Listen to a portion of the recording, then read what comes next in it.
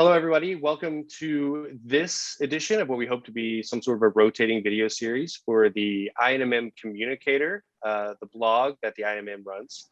My name is Logan Scott. I'm the Vice Chair of the Communications Committee, standing in for Miss Megan Porter, who we hope to be back from maternity leave very soon. We have two very distinguished guests that are joining us today in this interview. We have the president of the ESARDA organization, and we have the president of the INMM organization. And I'm going to let them introduce themselves, but we will go through a few topics that include the annual meeting that's coming up. And we'll also talk about some of the things that they've had to deal with in preparation for the annual meeting, mainly this global pandemic that you may have been experiencing over the last year and a half. So with that, I really want to thank Julie for coming to this video interview and hanging out with myself and Susan today. Julie, would you mind introducing yourself for anybody that is viewing this in the future? Thank you, Logan. Yes, hello, everybody. My name is Julie Oddou, and I am the ESARDA president. I'm also working for the French Safeguard Authority, and I am very pleased to exchange with Susan on this forthcoming annual meeting, which will be a joint meeting between INMM and ESARDA. Thank you, Julie. I really appreciate you being here, and thank you for taking your time out of the day to come and talk with us. And in addition, I want Ms. Susan Pepper to introduce herself from the INMM. You're the president, and so please introduce yourself and tell us a little bit about yourself, Susan. Hello, my name is Susan Pepper. I'm the president of the Institute for Nuclear Materials Management. I really appreciate the invitation from the Communicator for this interview. I'm looking forward to the discussion. My day job is at Brookhaven National Laboratory, where I'm the chair of the Non-Proliferation and National Security Department, and many people may remember me from my participation in the U.S. support program, support to the International Atomic Energy Agency. So thank you, Julie, for joining us today. I'm really, like I said, looking forward to the discussion. Likewise, and I'm excited to lead the discussion a little bit, and we'll get started with a couple questions about the upcoming meeting. I know that this is a lot of work has gone into this from both of your organizations, a lot of preparations, and I know that this is a significant event. From both organizations' standpoint. So I do kind of want to ask each of you, starting with Susan, since this is such a big event, from your perspective, what does this mean for your organization, for INMM, specifically for you, Susan, and ESARDA for you, Julie? And what are you really hoping that the integration of these two organizations under one annual meeting this year brings to the membership as a whole? Thanks for that question. Yes, so the annual meeting is a really big event for the INMM. It seems like we spend all our time working on it for the last 6 months, and I'm really excited that it's finally going to start in about a week or so. In my mind, the significance of joint meeting is that it shows how closely the INMM and ESARDA work together. And we have done so for a very long time. This is our first joint annual meeting, but there's been a lot of cooperation throughout the years. We have a common goal of addressing safeguards issues, but if anyone thinks that this annual meeting is just going to be about safeguards, I want to put that idea to rest, because there's going to be a lot of discussions of all aspects of nuclear material management. And I think another important factor of this meeting is that it will introduce ESARDA people, ESARDA members, into all of these other aspects of nuclear materials management that the INMM addresses. Another important thing about this meeting, I think, is the efficiency in having a joint meeting. The INMM and ESARDA typically hold annual meetings each year. And a lot of members of the INMM attend ESARDA meetings, and ESARDA members attend INMM meetings. So getting everyone together under one roof, so to speak, this is a virtual meeting, but under the virtual roof, I think will help to maximize the potential outcome of the meeting. And Julie, I kind of want to pose the same question for you. I know Susan hit a lot of topics that are a lot of points that are cross-cutting. But from ESARDA's perspective, what is the benefit and the huge the prominence and the significance of having this joint annual meeting? And really, what do you hope that your members and our members collaboratively can take away from the meeting?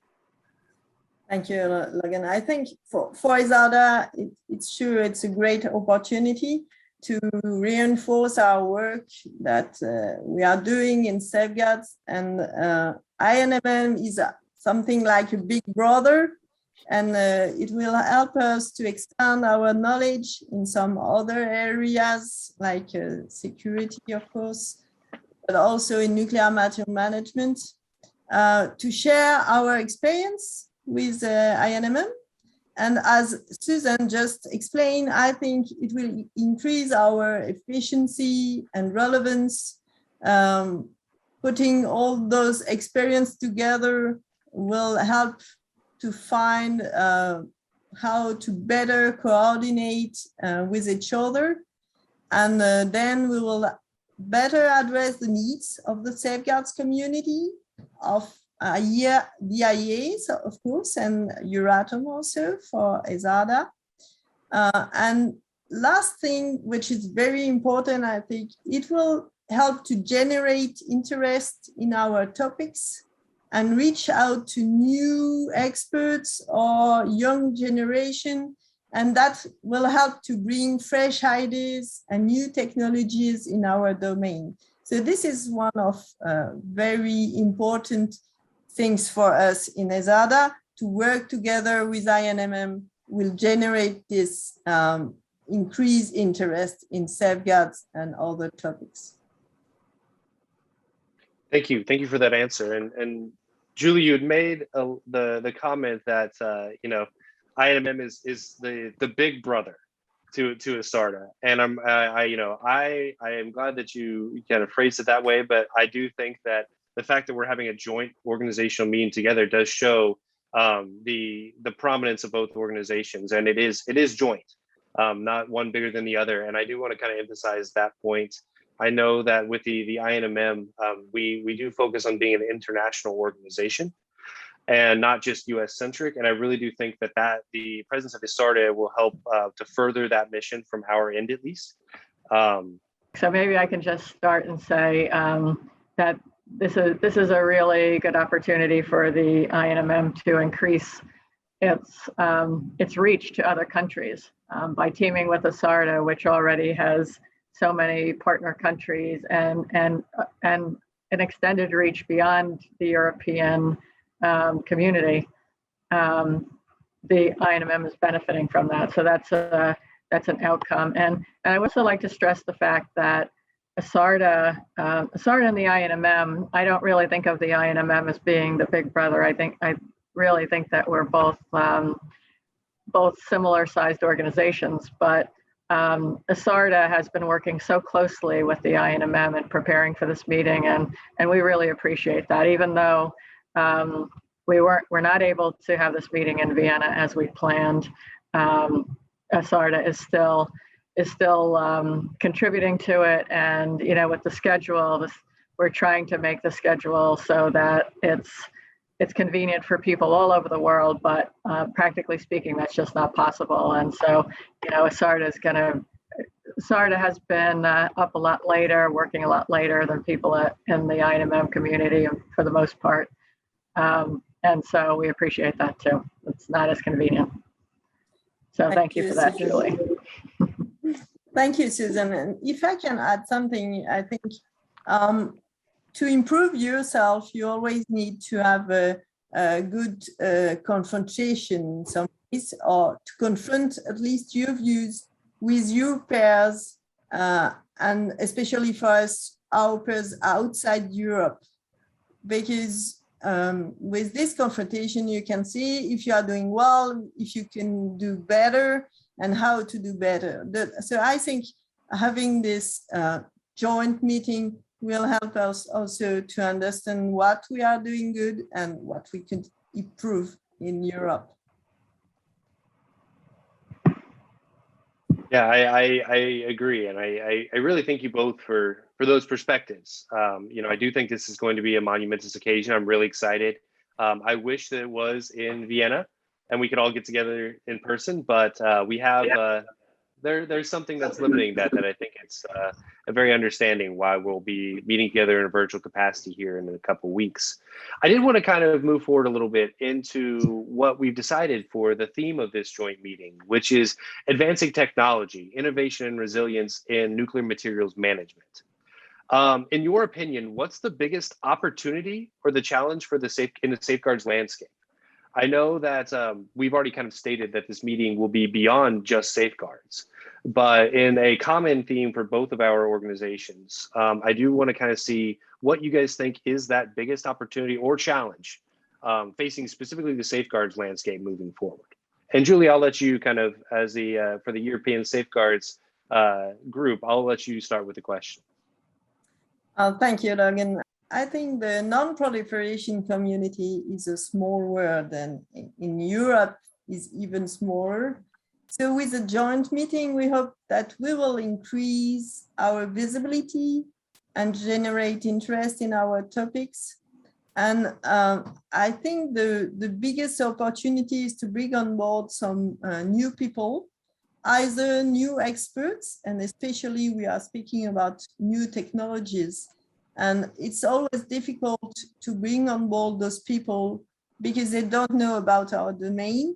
So I think having a larger audience will hopefully will bring those people on board, and they can help us to expand our knowledge and make some progress in how we use those technologies and how we can use those technologies in the future for safeguards. In ESARDA, we have a long experience in safeguards and in training, but we need some outside expertise to continue our progress in this area. That's a really good point that you made about the people, Julie. People obviously are very important to our organizations, and they're very important to the field.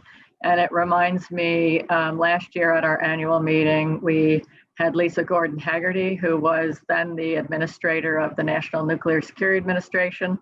She was one of our plenary speakers, and she challenged us to help the NNSA develop the workforce to ensure that there are enough people, enough experts to steward the work and the mission of the NNSA into the future.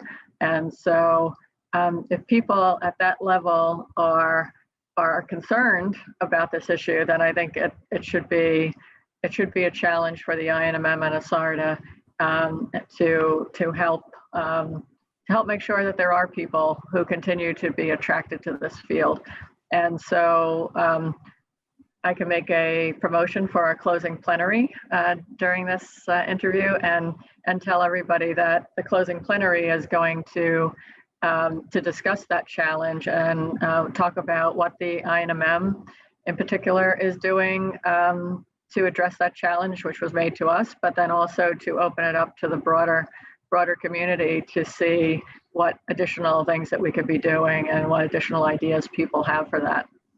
I'd also like to say that I think one of the biggest challenges facing safeguards right now is the growth in the number of countries pursuing nuclear power and the additional effort that's going to require on the IAEA's Department of Safeguard in addressing the safeguards issues related to those facilities and the associated work and material.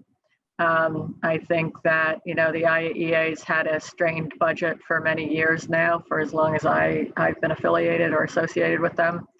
And I think this additional growth in the field is going to exacerbate the issue. And I will say that I know, just politically speaking, if not practically speaking, that raising the budget is not the answer. We need to have technical solutions. We need to use technology to create efficiencies that allow the IAEA to meet its responsibilities with minimum of budget growth. So that's a challenge to the technical community. I want to just recognize the technical program committee for the INMM ESARDA meeting, they just did an awesome job of scoping out topics of interest to stimulate the submission of abstracts for this meeting. They really inspired people to submit abstracts to the extent that we had over 600 abstracts submitted for this meeting, which is about 50% more than a typical meeting. So there's going to be a lot of information shared, and a lot of things to help get the discussion going in a lot of these areas to address the challenges. And I guess I focused on a challenge, but I think challenges present opportunities. So, this need to address safeguards issues for a nuclear power, but also the human capital development question. Those are opportunities for the future as well. So thanks. If I may add, I think training is also an important question for ESARDA, and training people, of course, is one of the challenges for the future. And in ESARDA, we have a course on nuclear safeguards and non-proliferation, but I think our new partners, INMM and ARCOM, will help us to expand the participation of those courses. And of course, having this annual meeting with INMM will also help to have more people following those courses. And in my view, if we want to have more people in safeguards, we need to continue training the young generation. And during the meeting, we will have a career fair also. And I want to insist on that because I think it will be of interest for many young people or young professionals to join those career fair with our exhibitors, being in different rooms, virtual rooms, but they can exchange and explain what their experience are and speak with those exhibitors or sponsors. And I think it would be a great opportunity for those young people and young professionals to join this career fair during the meeting. I completely agree. I think that the career fair for this meeting will be a very beneficial, especially for people as a newly beginning safeguards professional, a safeguards researcher, getting to see what opportunities actually are out there in a field that for a long time has been preaching a new renaissance, and it may be at the precipice of that. It may be where we're going with, you see a lot of countries that wanting to pursue nuclear power that haven't in the past. And I think that it's going to take the knowledge that the current generation has being passed down to people of my generation to really make it happen. I think the career fair is a good way to begin those conversations. And I'm really excited, at least for that aspect of it. I do want to kind of pivot a little bit back to the annual meeting in some capacity with another question. And this one I want to Susan to kind of take first. And the two key focuses, let me rephrase that. The two key focuses of the meeting for this are specifically looking at innovation and resiliency. How can your organization or the pairing of our organizations together assist in advanced safeguards and nuclear materials management with innovation and resiliency specifically in mind? Thanks, Logan. So as far as innovation is concerned, I think the INMMs, I think a lot of our role and a lot of our contributions are associated with the exchange of information. So we assist the innovation of technology through this exchange of innovation, providing the forum for feedback from peers, which is part of the cycle of innovation. And as far as resiliency, we've all had to be resilient through this pandemic. And I'd like to take a moment just to address the members of ESARDA and the INMM and the wider community, and just say that I'm thinking of everyone during this pandemic and how it's affecting everyone. And I hope that everyone's family and friends have been safe But I know that there have been, terrible impacts of this pandemic, and I feel for everyone who's been affected by it. So as I was saying, we've all been resilient through this pandemic, and a lot of people have been able to work through the pandemic. I'm really amazed at how much we've been able to contribute despite working from home or being in social distancing mode, and not being able to really work side by side with our colleagues. From the INMM standpoint, we've pivoted to virtual meetings twice now. So last year we really had to do it quickly, and we were able to conduct a successful meeting despite that. So I really appreciate the hard work of my colleagues being able to do that. This year we had expected to go to Vienna. We had a long process of planning, but we had a little bit of a longer lead time to when we pivoted to the virtual meeting. And at the time, I thought a lot that we were back in March when we made the decision to go virtual. I was thinking, we're probably in August, we're going to say we wish we had gone into an in-person meeting. As it turns out, I feel like we made the perfect decision, but I would never have expected why. So, the fact that things look like we're going back into a dire situation is completely unexpected to me. But so anyway, I mean, aside from that, I'm really happy with the way the INMM has been able to pivot through these unexpected circumstances twice in a row now. And I guess the point is, I'm really excited to listen to the sessions at the annual meeting that are dealing with resiliency, especially through the COVID situation, to hear about what other organizations and people have done to continue their work throughout the pandemic. I think that's, a lot of my attention lately is going to the preparations for the annual meeting. So I'm really always focused on that, the resiliency in terms of that. But I also realize there's been operational resiliency. I'm excited to hear from the IAEA to learn about what they've done to make themselves effective through this, and other organizations like ABAC and the European community, because I think there's a lot to learn from these situations. Thanks. And Julia, I'll pose the same question to you. And we are, the key focuses of this meeting are looking at the innovation and resiliency, and how can ESARDA specifically kind of assist with advancing safeguards and nuclear materials management, with specifically innovation and resiliency in mind?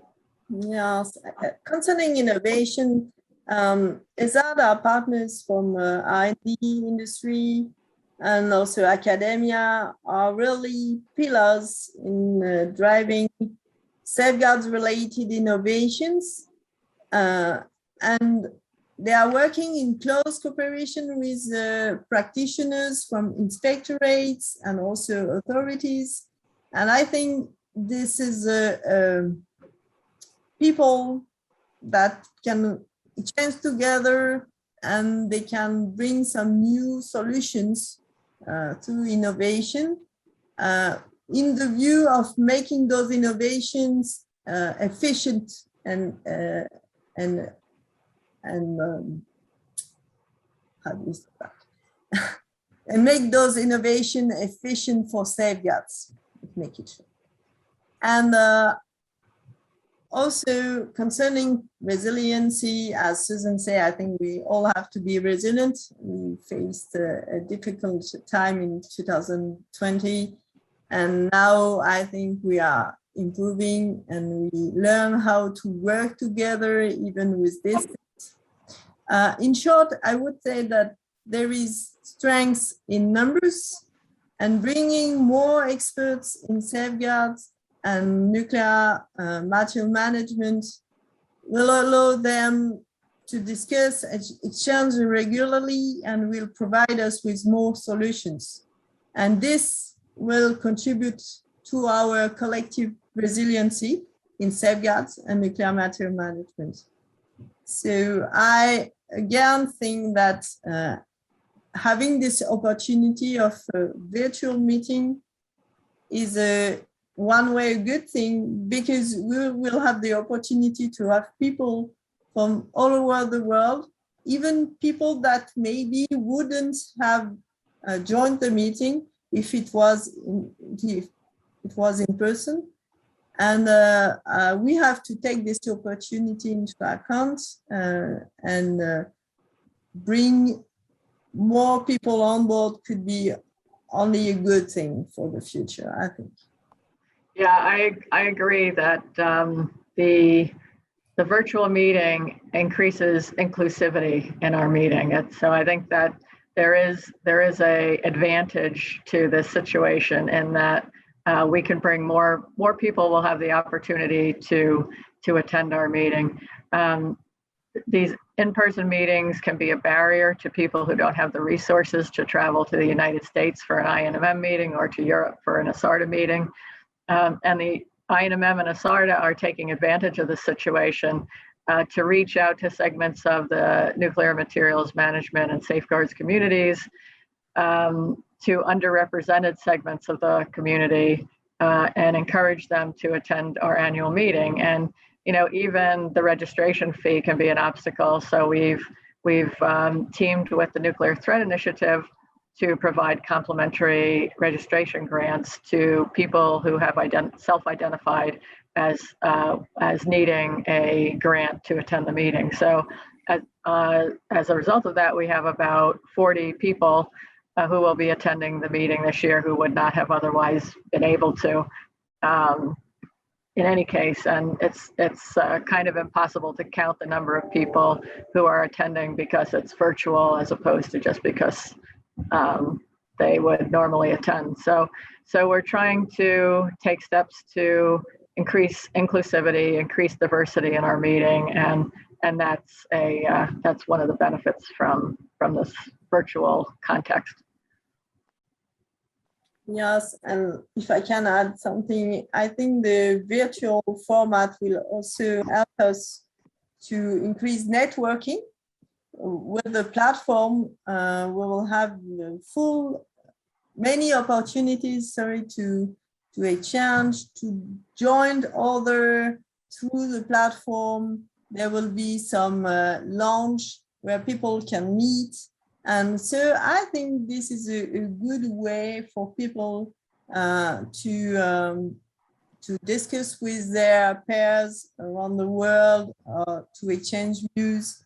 And I really think what we are losing in terms of conviviality will be compensated by the abolition of distance and having this opportunity to speak with someone which is in Asia, in Africa, in South America, which is sometimes difficult if we have an in-person meeting. I absolutely agree. I think that one of the great benefits of the virtual is the ability for outreach. And I think that really has been highlighted by both of your answers. And I can't thank you enough for that. As we kind of wrap up this meeting, I know that the annual meeting is coming up in a couple weeks, and I know you both have done so much preparation for the meeting. I want to allow both of you to kind of give one final message to all of the participants that will be coming to both the participants that are coming to the virtual meeting, but also members of the organization that may not be in attendance. So, Julie, if you have anything that you'd like to say to the joint organizations of INMM and ESARDA, the floor is yours. Thank you, Logan. I think I will just say again that it would be a great opportunity to everyone to exchange with their friends and colleagues from all over the world. So of course there will be the formal session and the panels that will be of great interest with keynote speakers from authorities, from the IEA, from Euratom, and very important people from new partners of INMM and also ESARDA. So I don't want to cite all of them, but this will be very interesting. But in addition to that, people will have the opportunity, as I said, to chat with others through less formal interaction through the platform. So I really encourage them to join us and use as much as possible this opportunity and this tool, the platform we have, because I think the INMM did a real great job, and I am really excited to work together again with INMM during this meeting and after. And so I thank Susan and all the INM team for that. And please join and enjoy also joining us. Thanks, Julie. Likewise, Susan, I was going to say, you know, do you have a final message for everybody of both organizations, for INMM and ESARDA, either in attendance or not? The floor is yours. Sure, thank you. Julie, you said it very well. I encourage everyone to take advantage of this great opportunity to meet together with the INMM and ESARDA. I think you're going to find the agenda is very full. We have distinguished plenary speakers. We have technical sessions where people will be sharing the latest in their research. We have panel discussions where we'll be discussing topics of great interest to our community. I think there's something for everybody. We will also be having our awards and recognition ceremony for the INMM. We will have some Women of Mass Distinction events sprinkled throughout the meeting. And so I think that there's a lot of opportunity, and we've structured it so people can attend on many different levels. There's daily pricing, there's weekly pricing.